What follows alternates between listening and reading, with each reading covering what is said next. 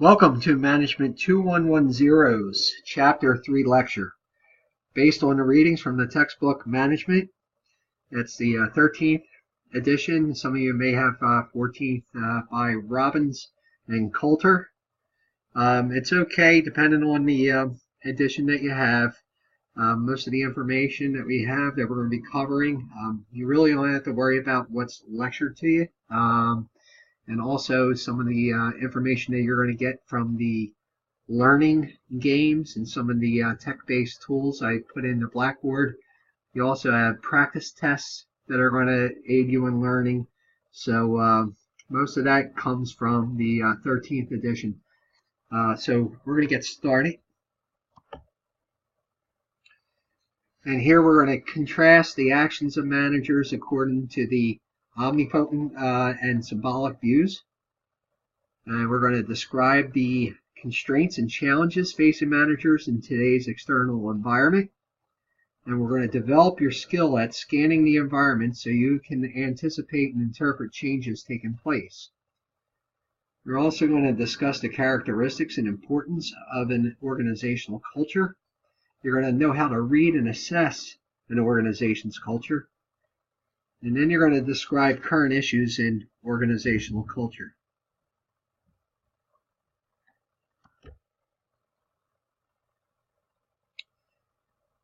So, for reading an organization's culture, find where you'll be happy. A key to success in management and your career is knowing how to read an organization's culture, so you can find one in which you'll be happy. So the ability to read an organization's culture is vital when you want to assess the flow of power and authority, how to communicate effectively and efficiently, the agility, and how to deal with change in the climate. So organizational cultures vary, and whether you're trying to identify the type of culture of an organization you're working with or seeking a particular type of organization that would work well for you, there are things that you can do to read a culture. First, you can do a background check. Are the company's values and mission statement listed? What do current items tell you about the company? You might also talk with members of the trade organization to which the organization's employees belong. So you want to observe the physical surroundings and corporate symbols. What do logos, posters, pictures, style of dress, length of hair, and other factors tell you about the company? Could you see yourself working there and enjoying it? Now, how would you characterize the people you meet? Are they formal, casual, serious, jovial? Are they open? What do these things say about the organization's values? And next, you're going to look at the organization's HR manual, if you can. Now, are there formal rules and regulations? Could you see yourself working with these parameters? And next, you're going to ask of the people you meet, how is the job success determined? Okay, how is that job success determined? Now, what rituals are important and what events get commemorated? What do these things say about your organizational values? So, there's a lot that goes into scanning the environment and reading an organization's culture. So, managers must realize that an organizational culture and an organizational environment have important implications for the way an organization is managed. Both organizational culture and external forces can shape an organization and are explored in order to gain a better understanding of the complexities presented by an internal and external environment. So two perspectives concerning the role that managers play in an organization's success or failure have been proposed. So we have the omnipotent view, and this is this maintains that managers are directly responsible for the success or failure of an organization.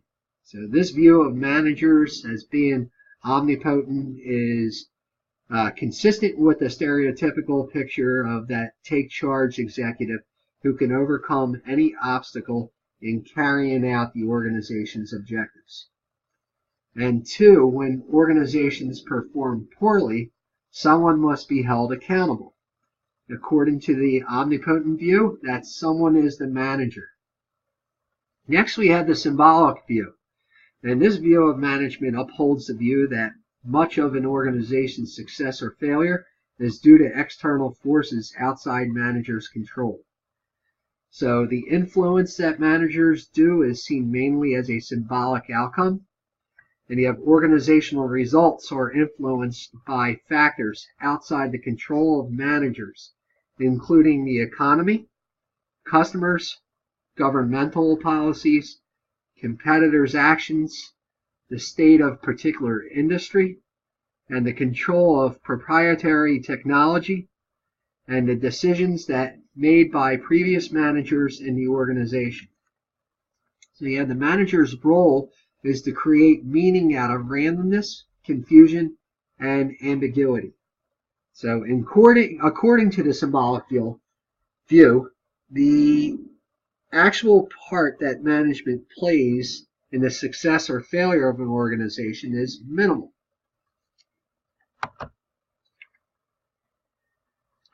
So reality suggests in a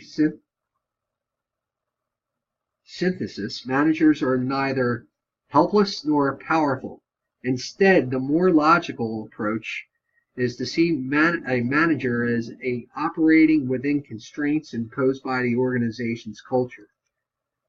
So it is important to note external complaints come from the organization's environment and internal constraints come from the organization's culture.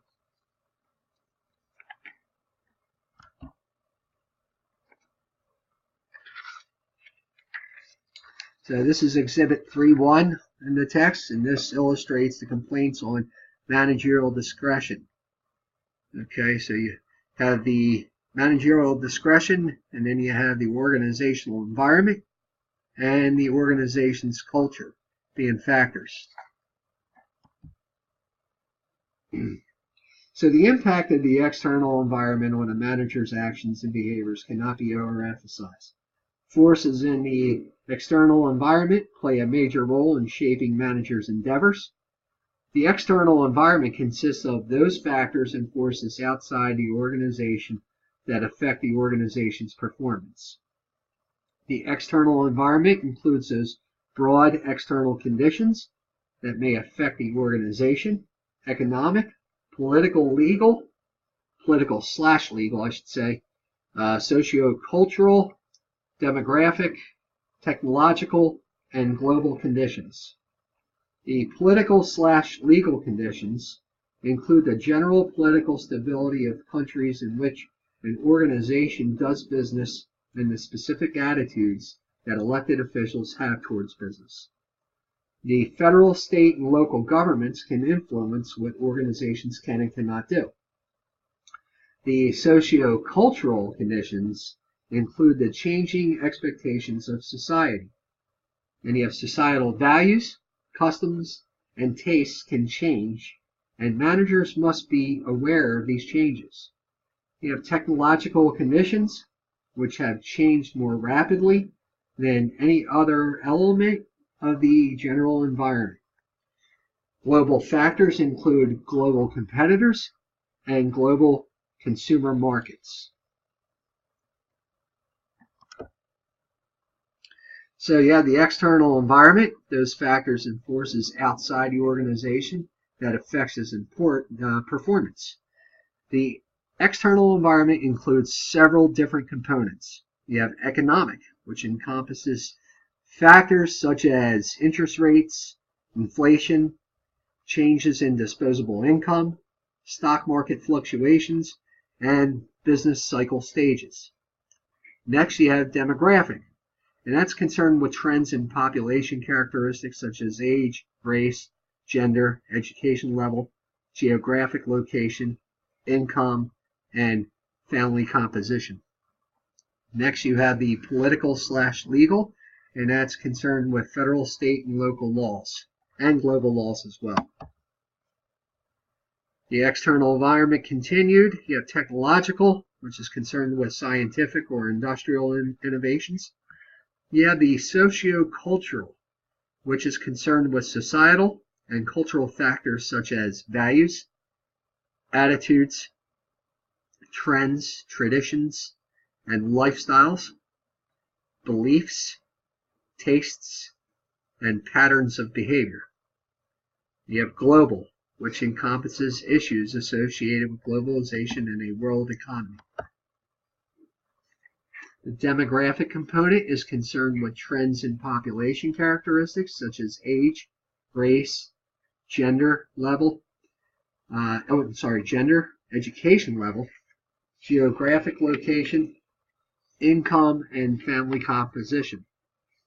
The political/legal component looks at federal, state, and local laws, as well as global laws and laws of other countries. It also includes a country's political conditions and stability. And right here are all the factors, the external, these are the components of the external environment laid out in this illustration. You can also find this in your textbook.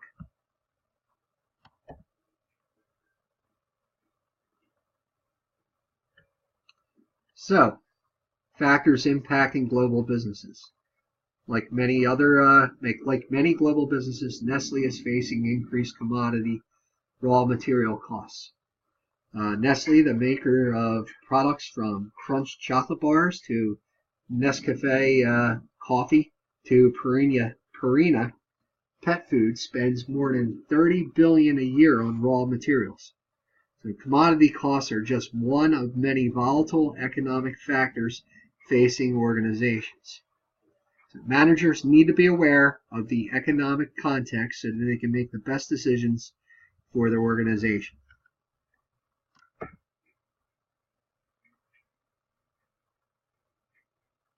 So the lingering global economic challenges, once described as the Great Recession by some analysts, began with the turmoil in the United States housing market.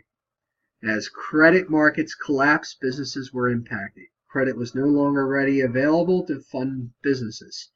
Economic difficulty spread across the globe. You see how all this is connected? And the fragile economic recovery continues to be a business constraint.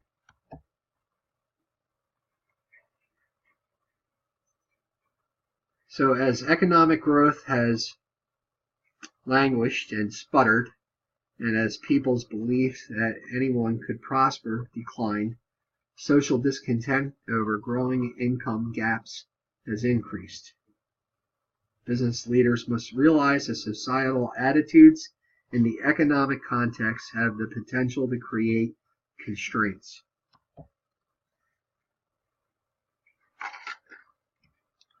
So, the demographic environment.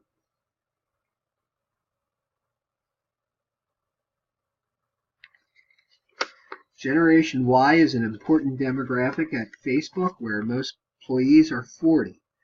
The company values the passion and pioneering spirit of its young employees who embrace the challenges of building groundbreaking technology and of working in a fast-paced environment with considerable change and ambiguity. So we're going to, in this chapter too, you get into the disparities and differences in generations. You know, a lot of the baby boomers have retired and have since moved on to enjoy retirement. So you're left with the Generation Xers, some Yers, Millennials, and now this emerging generation of Z into the workplace. So it's very, very important to know the psychological and personality trait variables that come into play when dealing with the dynamics that are associated with the different generations, you know, especially in order to be an effective manager. And going back to our decision making, it's certainly something that you have to encompass when you are dealing with different generations.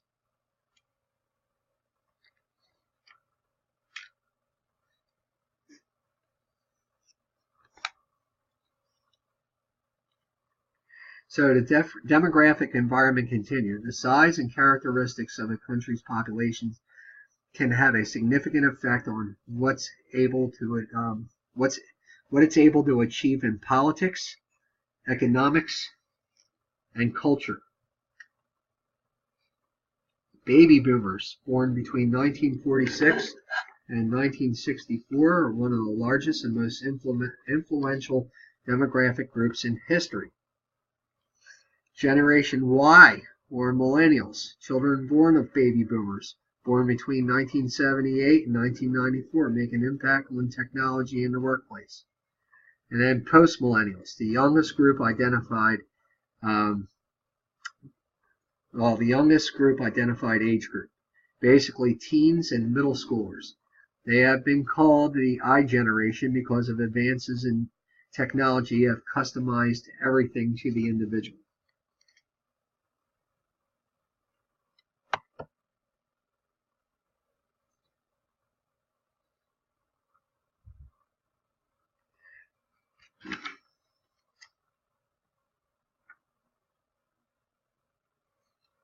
So, one of the most important organizational factors affected by changes in the external environment is jobs and employment.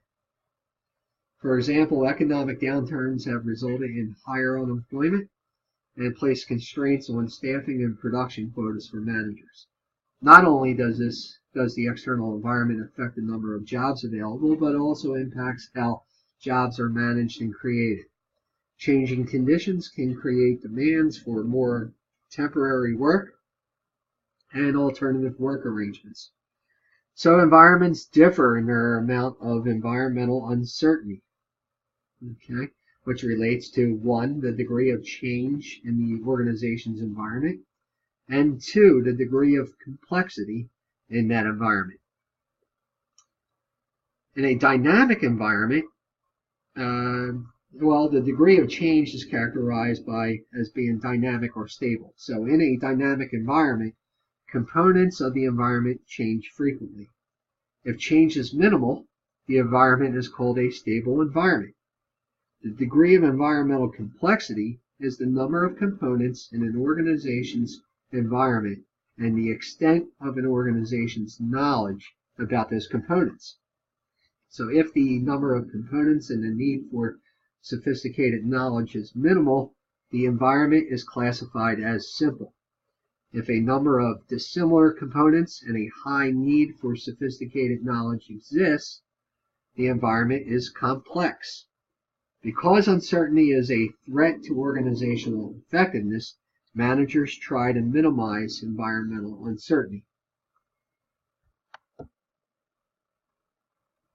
And this right here is the environmental uncertainty matrix. So here you have the stable, and then you have dynamic. So in cell 1, where you have stable and simple, stable and predictable environment, few components in the environment, components are somewhat similar or remain basically the same, and minimal need for sophisticated knowledge of components. In cell 2, where it's dynamic and simple, dynamic and unpredictable environment, few components in the environment, making it simple. And then you have components are somewhat similar but are continually changing. And then you have minimal need for sophisticated knowledge of components because it's simple. Then you have the stable yet complex environment. Stable and predictable environment, many components making it complex. And components are not similar to one another and remain basically the same, which keeps it stable. And there's a high need for sophisticated knowledge of components due to complexity. And in cell 4, we have dynamic yet complex. And this is dynamic and unpredictable environment. This is that VUCA environment I talked to in the previous 2 chapters. It's volatile, uncertain, complex, and ambiguous. Many components in the environment. Components are not similar to one another and are continually changing. High need for sophisticated knowledge or components. You know, a lot of your tech-based companies can be like this with a environmental uncertainty. Military, police, fire. So there's a lot of turbulence associated with those careers and then in those environments.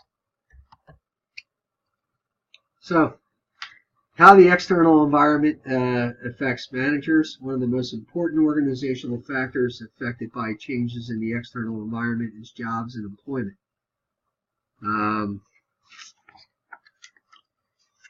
Here we have the most obvious and secure and organization's relationships are with its stakeholders, and the more influence managers have over organizational controls. Stakeholders are any constituencies in the organization's external environment that are affected by the organization's decisions and actions. Stakeholder relationships are managed using 4 steps. First, you identify the external stakeholders. Then you're going to determine the specific interests of each stakeholder group. You're going to decide how critical these interests are to the organization. Then you're going to determine what specific approach managers should use to manage each relationship based on environmental uncertainty and the importance of the external stakeholder to the organization. Stakeholder management and identification are key to success, especially for accomplishing organization's goals. Okay, because while you may be a manager and you can either be serving top management, you still may have somebody to answer to, especially when you're working on projects. Okay, so the nature of the stakeholder relationship is another way in which the environment influences management or managers. The more obvious and secure these relationships, the more influence managers will have on organizational outcomes.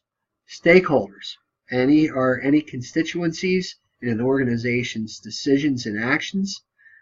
And in your Exhibit 3-4, identify some of the organization's most common stakeholders, which include both internal and external constituent groups. And here's the Exhibit 3-4. I'll leave this up so you can soak it in. These are the organizational stakeholders. Customers. Even if you're top management, you may have to answer to a customer. Same thing with the social and political action groups. Who's funding your organization's projects?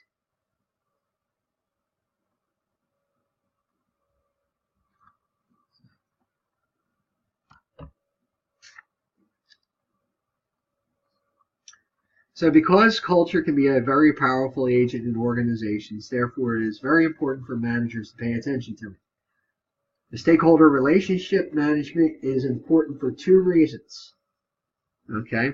First, it can lead to improved predictability of environmental changes, more successful innovation, greater degrees of trust among stakeholders, and greater organizational flexibility to reduce the impact of change.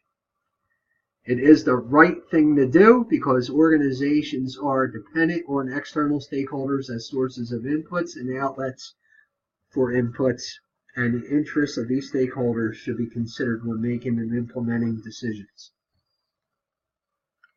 Like I said earlier, stakeholder identification and management are key to managers. It's going to be a key role to manage stakeholders.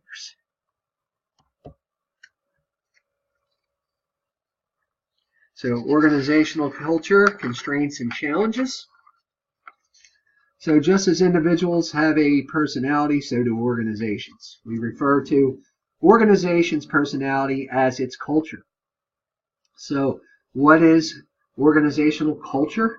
Well, organizational culture is the shared values, principles, traditions, and ways of doing things that influence the way organizational members act. This definition implies that individuals perceive organizational culture based on what they see, hear, or experience within the organization. Organizational culture is shared by individuals within the organization. And organizational culture is a descriptive term. It describes rather than evaluates. So 7 dimensions of an organization's culture have been proposed. First, you have the innovation and risk-taking, and that's the degree to which employees are encouraged to be innovative and take risks.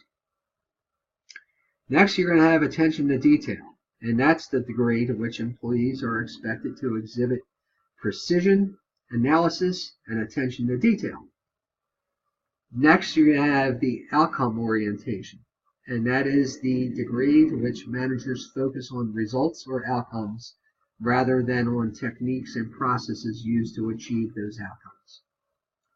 Next, you have people orientation, and that is the degree to which management decisions take into consideration the effect on people within the organization.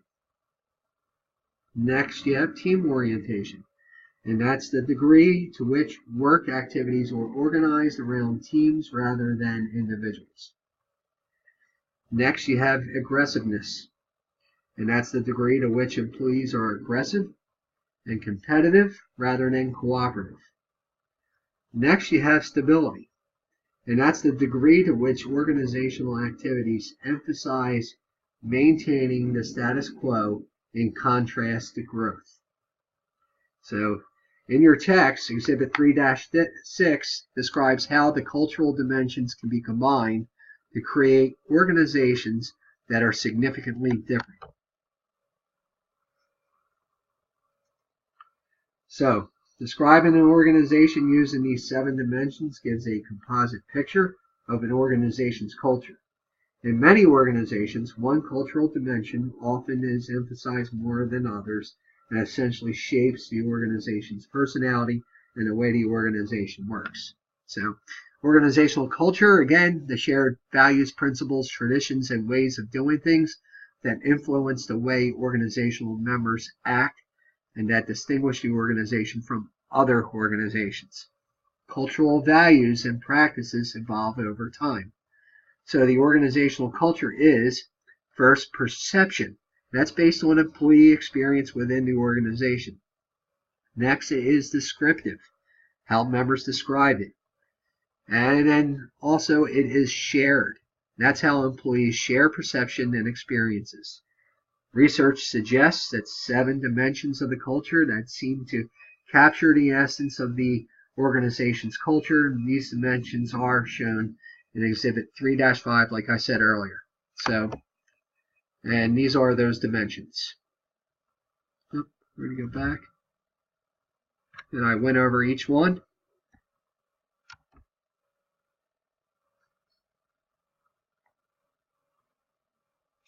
So in many organizations, one culture dimension is often emphasized more than others, like I said, and essentially shapes the organization's personality and the way the organization works. So, for example, Sony Corporation focuses on product innovation and risk-taking. The company lives and breathes innovations, and employee behaviors support that goal. Okay. And conversely, Southwest Airline focuses on its employees and has made them a central focus of its culture. And that's more of a people orientation. Here's Exhibit 3-6. That's the contrasting organizational culture.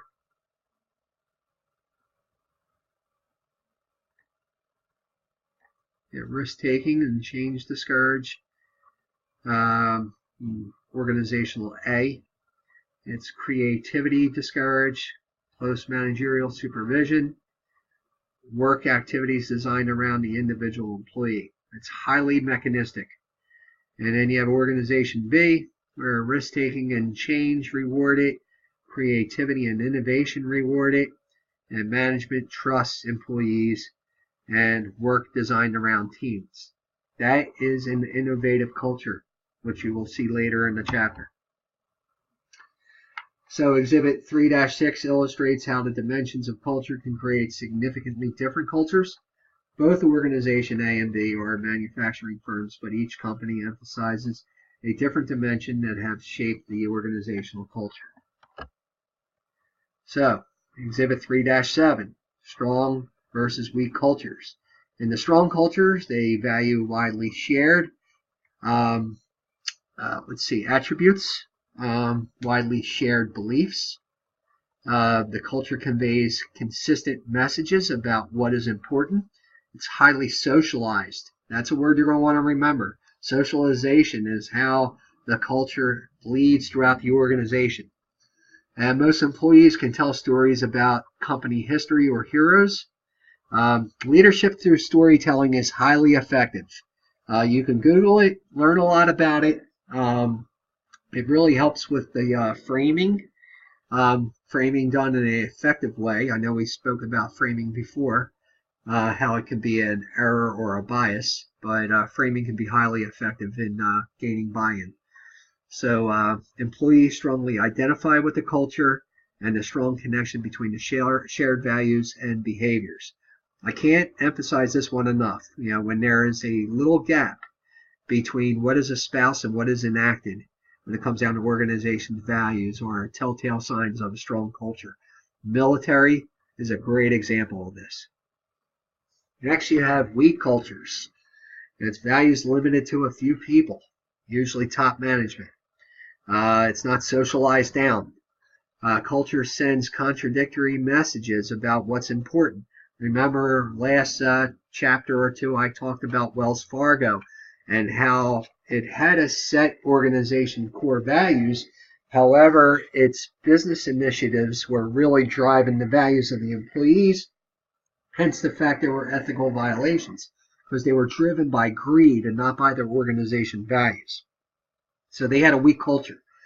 And the employees had little knowledge of the company history or heroes. Employees have little identification with the culture and little connection between shared values and behaviors.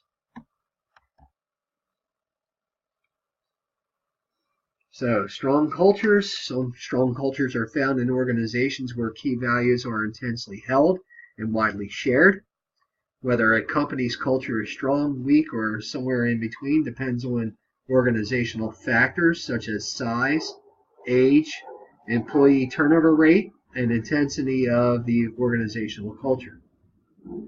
A culture has increasing impact on what managers do as the culture becomes stronger, and most organizations have moderate to strong cultures. In these organizations, high agreement exists about what is important and what defines good employee behavior, for example. So studies of organizational culture have yielded various results. One study found that employees in firms with strong cultures were more committed to their firm. There were employees in firms with a weak culture. So organizations with strong cultures also use their recruitment efforts and socialization practices to build employee commitment. An increasing body of research suggests that strong cultures are associated with a high organizational performance. If you remember in the first chapter, I said one of the connections that were made in high productivity was when employees felt favorably about their management. Well, that's about the culture. Managers are representatives of the organization's culture. So, Exhibit 3-7 in your text contrasts strong cultures versus weak cultures. So you want to draw your attention to 3-7. So you have strong cultures. Apple's strong culture of product innovation and customer service reflects the core values of its visionary co-founder, Steve Jobs.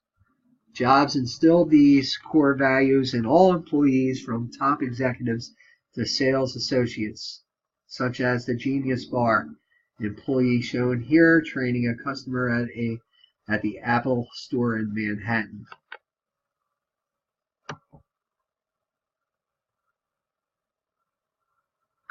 So, where culture comes from and how it continues. The original source of an organization's culture is usually a reflection of the vision or mission of the organization's founders.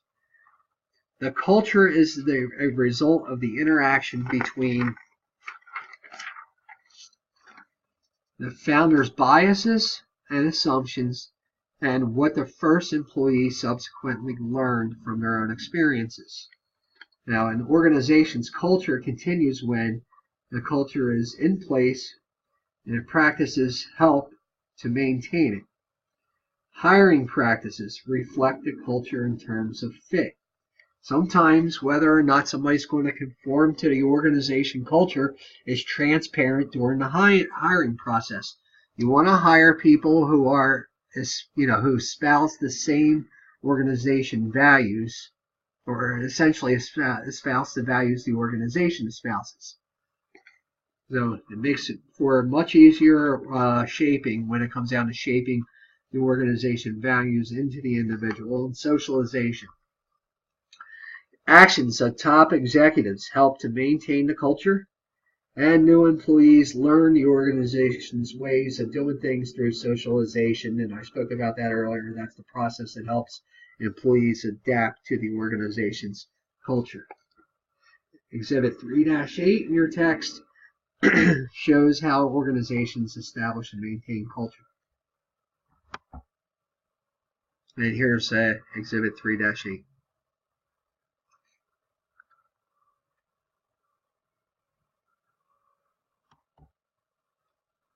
So, how employees learn culture.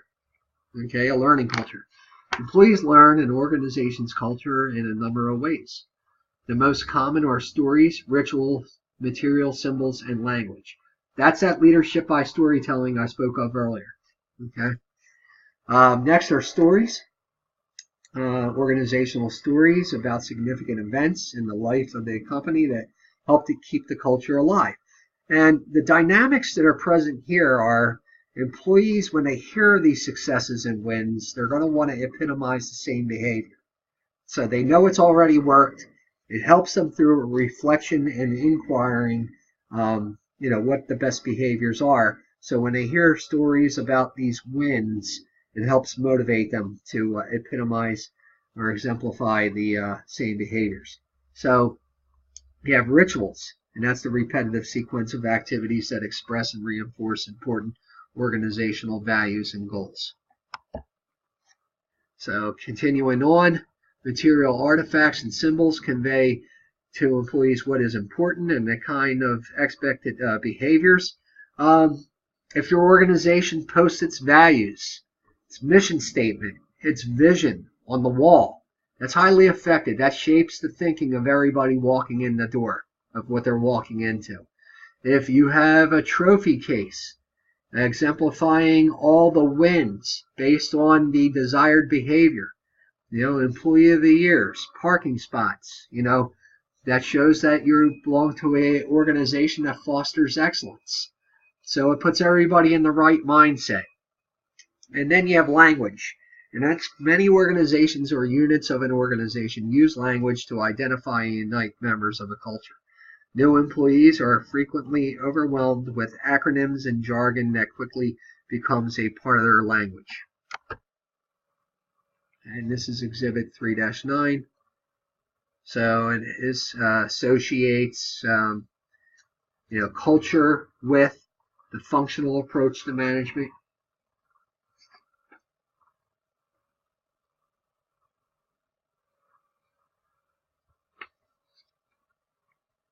I'll let you digest this.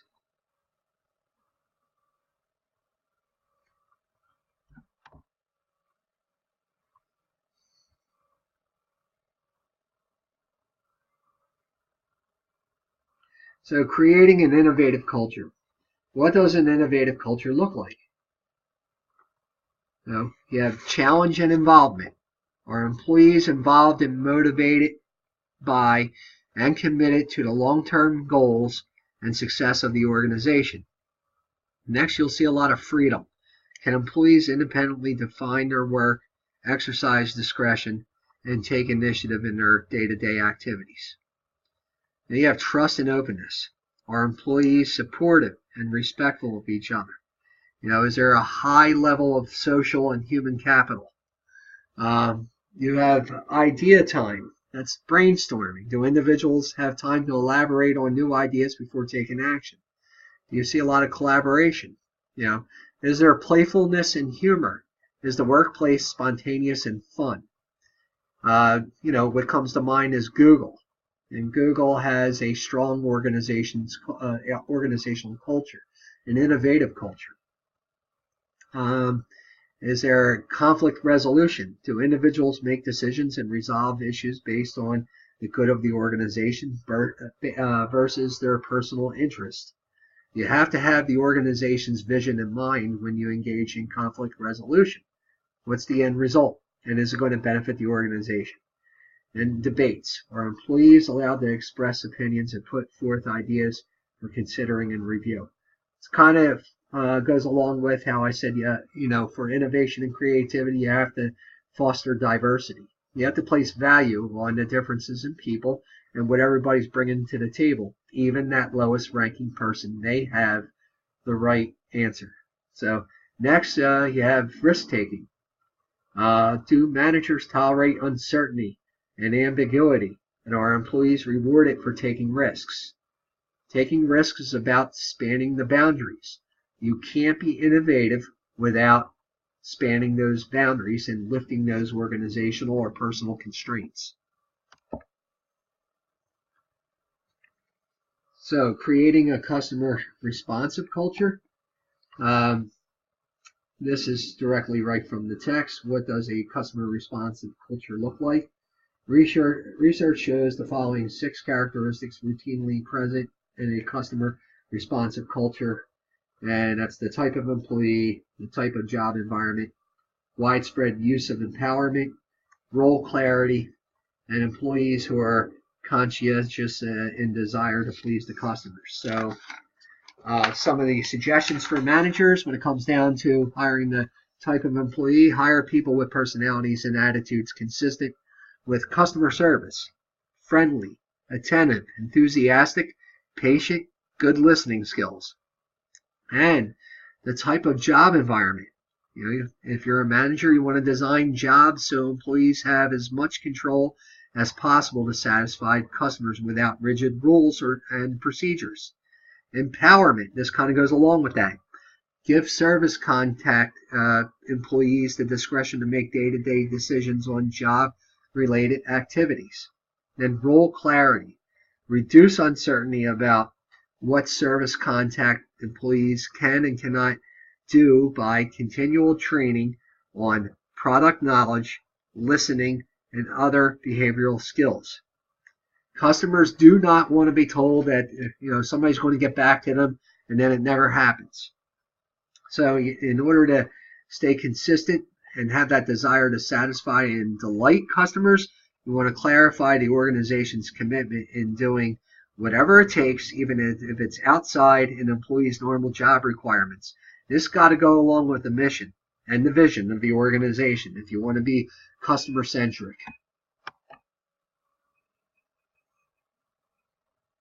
So creating a customer-responsive culture continued. Research shows that customer satisfaction is directly related to customer spending and consumption. Satisfied customers will be repeat customers for business. Now, spirituality and organizational culture. So workplace spirituality is a culture where organizational values promote a sense of purpose through meaningful work that takes place in the context of community. Connecting with the community, giving your employees the why, and making it connected with some kind of social responsibility is a huge motivating factor. Organizations with a spiritual culture recognize that people have a mind and spirit, and they seek to find meaning and purpose in their work. They make those connections. They're intrinsically motivated to be there. The desire to connect with others and be part of a community.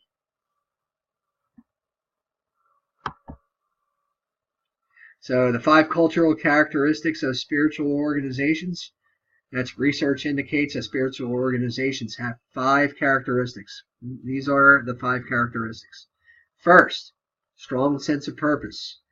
Culture built around meaningful purpose. Next, you have focus on individual development. And that's where you recognize worth and value of individuals. Next, you have trust and openness. and that's characterized by mutual trust, honesty, and openness. Next, you have employee empowerment, and that's managers trust employees to make good decisions. Finally, you have tolerance of employee expression, and that's employees feel free to express emotions. So we're going to review the learning objective, the first one, and that's to contrast the actions of managers according to the omnipotent and symbolic views. The omnipotent view, managers are directly responsible for the organization's success or failure. Highly links the success or failure to the manager, whereas the symbolic view, much of the organization's success or failure is due to external forces outside the manager's control. So the two constraints on managers are discretion and manager's discretion or organizational culture, which is internal, and the environment, which is external. Moving on to the second learning objective, describe the constraints and challenges facing managers in today's external environment. Remember that the external environment includes those factors and forces outside the organization that affect its performance. The main components of the external environment are economic, demographic, political/legal, sociocultural, and technological and global. Next, managers face constraints and challenges from these components because they have an impact on jobs, environmental uncertainty, and stakeholder relationships. So when addressing the third learning objective, discuss the characteristics and importance of organizational culture, we learned that the 7 dimensions of culture are attention to detail, outcome orientation, people orientation, team orientation, aggressiveness, stability, innovation, and risk-taking.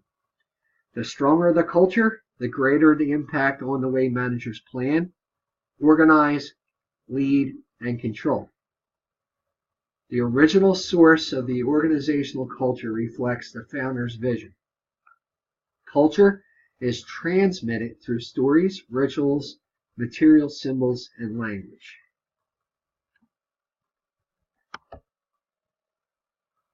The fourth and final learning objective, describe current issues in organizational culture. It is important that you remember, first, the characteristics of an innovative culture are challenge and involvement, freedom, trust, and openness, idea time, playfulness/humor, conflict resolution, debates, and risk-taking. Next, a customer-responsive culture has 5 characteristics: outgoing and friendly employees, jobs with few rigid rules, procedures and regulations, empowerment, clear roles and expectations, and employees who are conscientious in their desire to please the customer. And I also want you to remember spiritual organizations have 5 characteristics. So they have a strong sense of purpose. They focus on individual development, trust and openness, employment, and toleration of employee expression. So thank you for your participation in the Chapter 3 lecture. Stay tuned for the Chapter 4 lecture. Until then, check Blackboard for the week's activities and assignments.